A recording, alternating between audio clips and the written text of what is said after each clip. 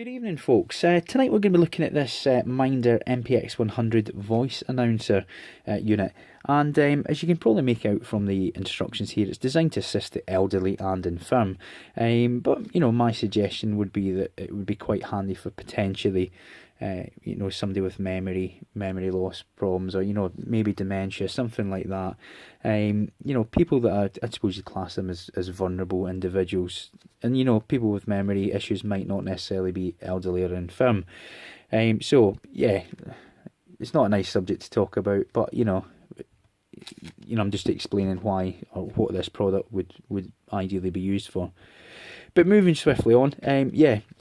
What it is a unit that records a voice recording.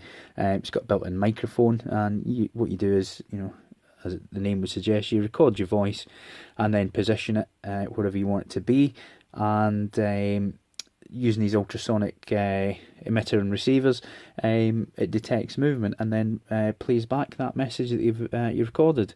So, you know, thinking back to who's likely to use this, you could easily put it at a front door and reminding, you know, a parent or a grandparent to remember to lock the door, or put it in the kitchen to remind them to turn off the cooker when they've been cooking their supper, or something similar like that. Of course, there's very many uses for something like this. I suppose that, you know, if we lighten up a little bit, my wife could put that next to the biscuit barrel, so to remind me to stop eating the biscuits because I'm on a diet. But yeah, you get the drift. So the unit itself comes with just a single sheet of A4, double-sided, with the instructions and how to utilise it, and comes with a mounting pack with a double-sided foam adhesive pad, 4 raw plugs or wall plugs, and associated other fixings and screws essentially. And on the back, we've got a little bracket. It just takes a 45-degree turn, and it's quite a nice solid mount actually. You know, like, when that's in place on the wall, you know, it's gonna look okay, I would have thought. And of course, it's got the keyhole slot, or whatever you want to call it, if you just want to mount it up in the sort of vertical position. Taking a look around the unit, obviously we've got a speaker grill, microphone, low battery and record play LEDs, and a little tactile switch for the record function. That's our ultrasonic transmitter and receiver, and a little toggle switch on the bottom, or a slide switch on the bottom I should say. And we've got a 9-volt DC input on the side to have it powered from a mains adapter. But what we'll do is we'll just stick some batteries in it, and I won't show you that actually working. I'll give you my word, it does actually work, and it's got quite a good detection range. But you have to let the unit basically survey the area. So you set it up, you turn it on, leave it for 2 minutes, and it basically checks what's in the area. It sets a baseline sort of, you know, signal response, if you want to call it that, and then if the response is disrupted, then it will obviously trigger the unit, and it will play your recording message. So we'll turn it on. I don't think there's a message on it actually. No.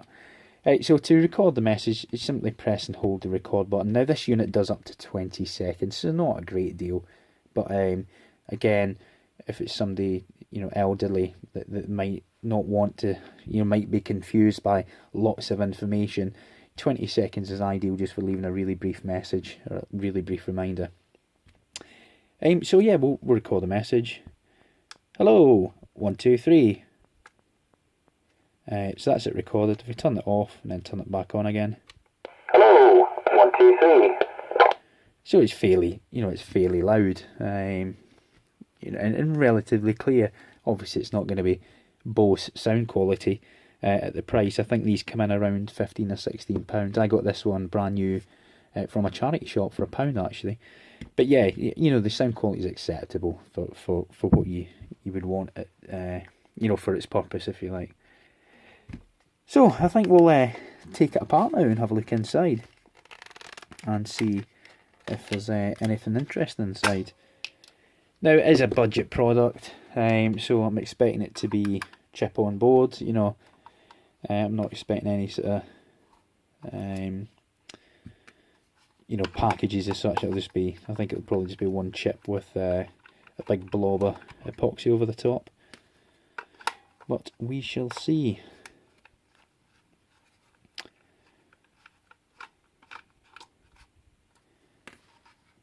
Okay.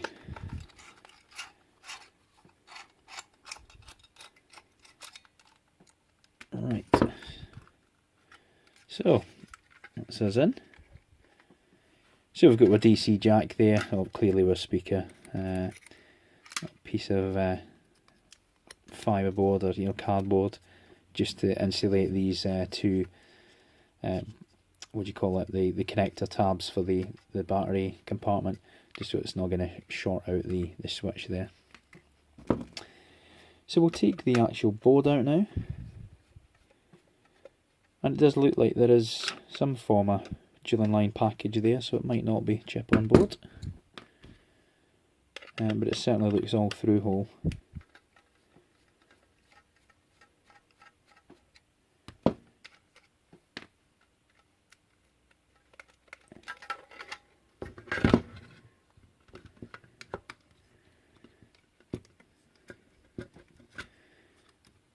Okay, alright, interesting. Right, let's have a look at what we've got. So in terms of packages, what have we got? Right, this is clearly going to be our memory, I would have thought there. It's in a, let's say, a dual line package, if you want to call it that, but what it is, it's chip on board, and it's basically soldered onto the main board using a couple of 6-way header pins. So yeah, that says 10. I'm sure the instructions say 20 seconds. So it might just be that might just be a, the manufacturer's marking. So there's potential that this comes in different capacities, if you want to call it that. Not capacity, but with different recording lengths available, depending on what model you buy. But this, let's say, this is sold as a 20-second one, I'm pretty sure. What else have we got? Right, we've got well, that's our speaker wires coming up here on these two little caps. So that's presumably our audio amplifier to drive the speaker.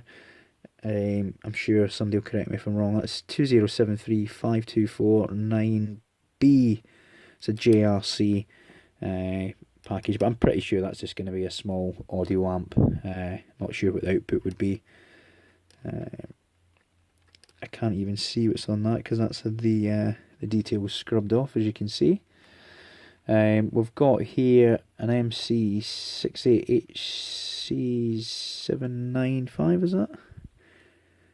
That's a Motorola package. That's clearly going to be a MC microcontroller, and that's going to be running the sensors. And we've got a 7806 alpha, so that is going to be, well, the 6 alpha is going to be 6 volt.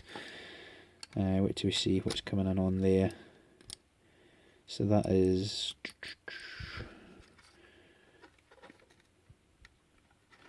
where's that coming from? B. Right, so that's the, yeah, that's just a, clearly that's just the voltage regulator, taking the 9, because remember, if you recall, it was 9 volts DC in, but it's 4 AA batteries, so that's as it says, it's a 6 volt regulator, so that's going to drop the 9 volts down to 6 volts, to run the unit.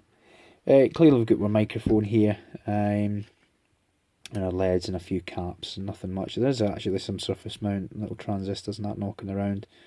In fact, there's actually quite a lot, as you can see. Caps and is that a 0 ohm link? Yeah, couple of links, couple of resistors. Yeah, few passive surface mount devices, and clearly our two ultrasonic modules, and essentially what those are, I don't know if it says transmit and receive, or no, it just says S1 and S2. So presumably one of these will be transmitting, and the other one will be listening for a response. Similar in the way radar works, I suppose, really.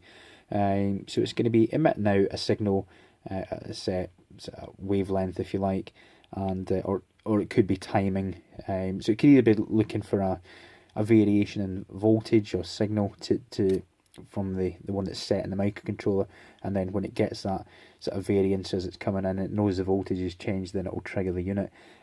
Or it could just be sending a timed signal out and waiting for that response. And clearly, if I think I told you it surveys the area for 2 minutes.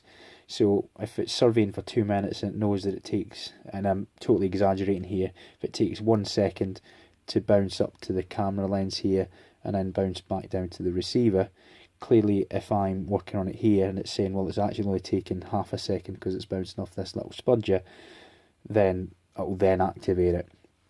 If that in any way made any kind of sense. But if you want to look into this further, just Google how ultrasonic sensors work. There's various types and technologies. But yeah, it's a fairly nice little board. Yeah, it's not the cleanest on the back where the through hole stuff has been put on. But you know, it's functional. You could obviously hack this if you wanted. There's potential that we could. I mean, I don't know. I don't know if we could drive a transistor directly off the amplifier. Would possibly need a little step up transformer to trigger a transistor to then use as essentially like a relay, if you like. But to be honest, if you're going to go to that much hassle, you could buy an ultrasonic sensor off the shelf. You know, if a PIR sensor wasn't going to be suitable, if you did want ultrasonic, you could buy parts and even use a small Arduino or something like that just to make your own sort of sensor circuit. Anyway, I digress slightly. Yeah, I thought that would be quite interesting to tear down. Hopefully you enjoyed it. If you did, as always, please like and please subscribe. And again, if you have any questions or comments, please drop them down below and I'll respond to them when I get a chance. Until next time, guys, take care of yourselves and I'll see you soon. Bye bye.